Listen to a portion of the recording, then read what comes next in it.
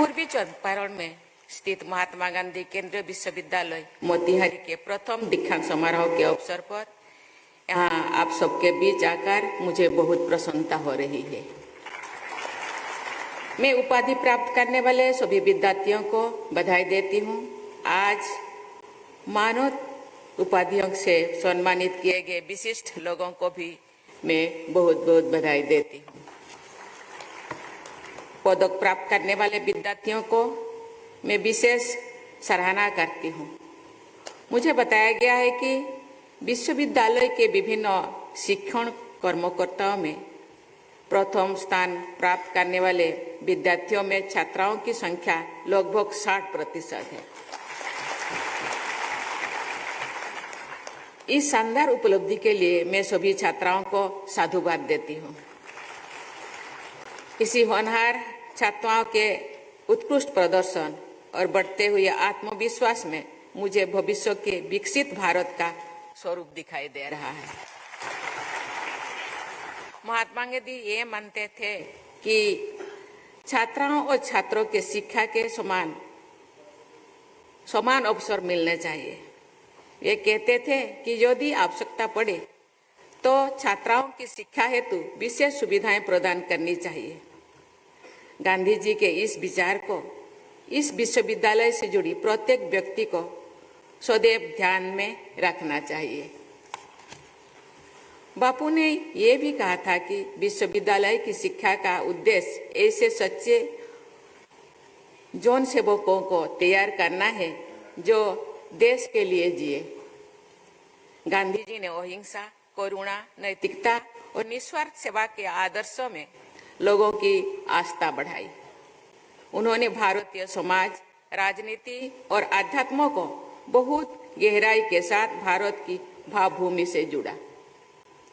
विश्व समुदाय के अनेक लोग गांधी जी में भारत का मूर्तिमान स्वरूप देखते हैं।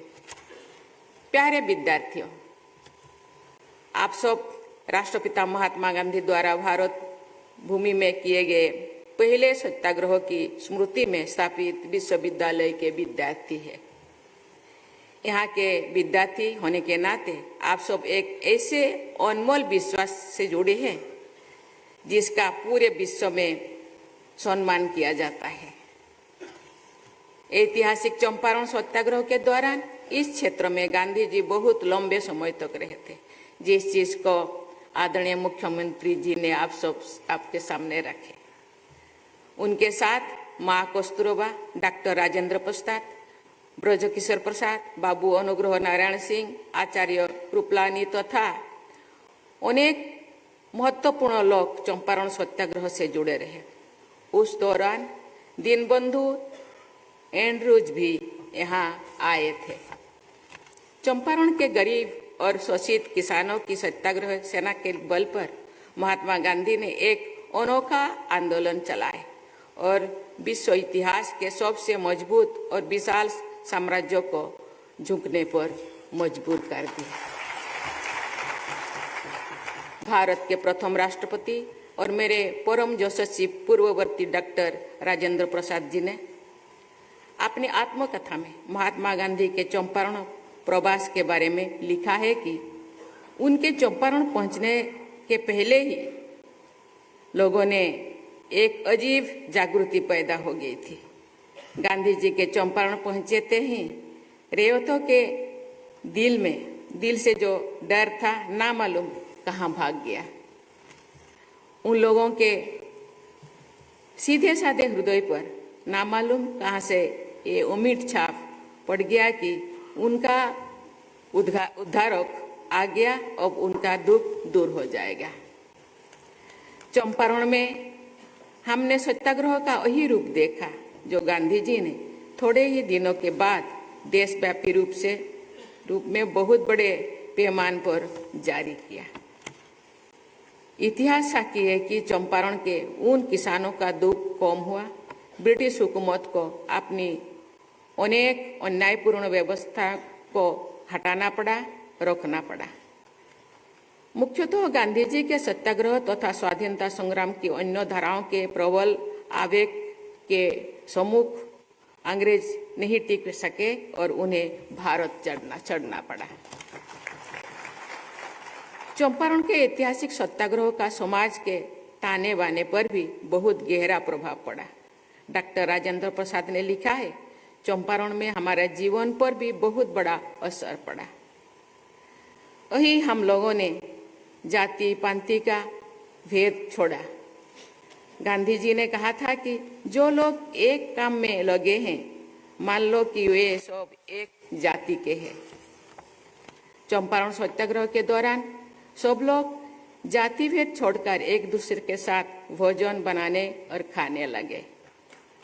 आज से लगभग 106 वर्ष पहले चंपारण में गांधी जी के कहने पर लोगों ने सामाजिक समानता और एकता का रास्ता अपनाया और ब्रिटिश हुकूमत को झुकने पर मजबूर कर दिया। आज भी सामाजिक समानता और एकता का वही रास्ता देशवासियों को आधुनिक विकास के रास्ते पर आगे ले जाएगा और भारत एक विकसित देश के रूप में प्रतिष्ठित होगा। प्यारे विद्यार्थियों, इस क्षेत्र में गांधी जी से जुड़े अनेक स्मरणीय स्थल और संग्रहालय मौजूद है। यहाँ आते ही अपना सौभाग्य मैं मानती हूँ। आप सबको तो यहाँ अध्ययन करने का सौभाग्य प्राप्त हुआ है। गांधी जी की विरासत को समझने और आत्मसात करने के लिए आप सबको सादगी और सच्चाई के अच्छे परिणाम को समझना होगा। मैं अनुभव से कह सकती हूँ कि सादगी और सच्चाई का रास्ता ही वास्तविक सुख, शांति और प्रसिद्ध का मार्ग है। महात्मा गांधी जनजातीय समाज पर शोध करने वाले लोगों को प्रोत्साहित करते थे। विश्व प्रसिद्ध एंथ्रोपोलॉजिस्ट फेरियर एल्वन और महात्मा गांधी की निकटता के बारे में हम सब जानते हैं। इस विश्वविद्यालय द्वारा थारू जनजाति पर शोध कार्य को प्रोत्साहित करने के प्रयासों की मैं सराहना करती हूँ। प्यारे विद्यार्थियों, आपके विश्वविद्यालय का ध्येय वाक्य मोई श्रीहि श्रेयोतः यशः ऋग्वेद के श्रीयुक्त के एक मंत्र से लिया गया है। इसका अर्थ है यश यानी कीर्ति के रूप में श्री अर्थात लक्ष्मी या शोभा हमारा यहाँ विराजमान है। इस ध्येय वाक्य में यश की कामना की गई है, जो कि बहुत अच्छी बात है। लेकिन श्रीयुक्त की उसी मंत्र में एक और कामना की गई है, जो महात्मा गांधी विश्वविद्यालय के विद्यार्थियों के लिए और भी अधिक स्वार्थक है। उस मंत्र में ये भी कहा गया है कि मनोसो कामम आकुतिम वाचो सत्यम असीम ही।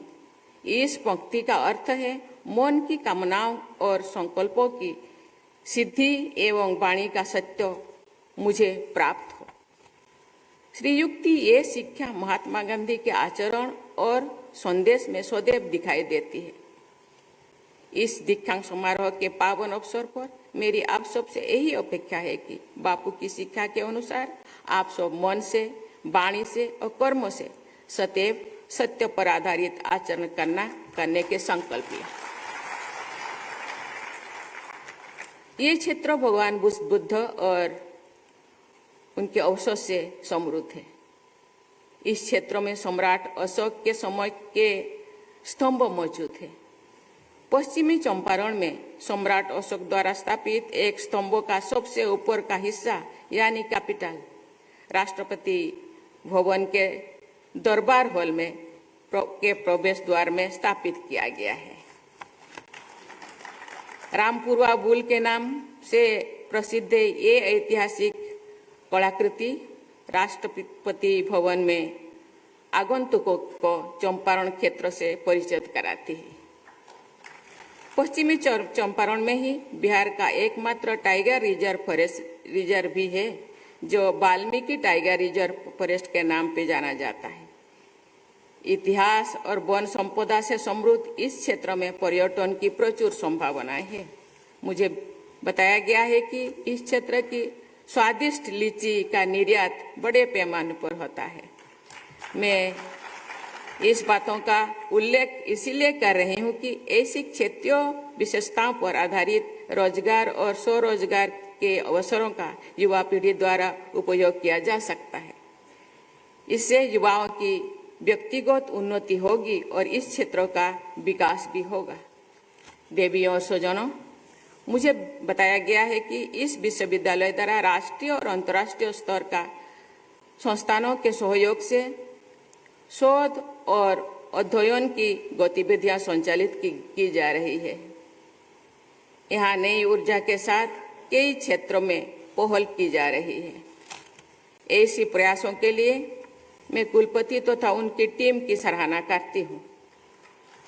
मैं चाहूंगी कि ये विश्वविद्यालय अध्यापन और अनुसंधान दोनों क्षेत्रों में अपनी प्रभावशाली उपस्थिति दर्ज कराए।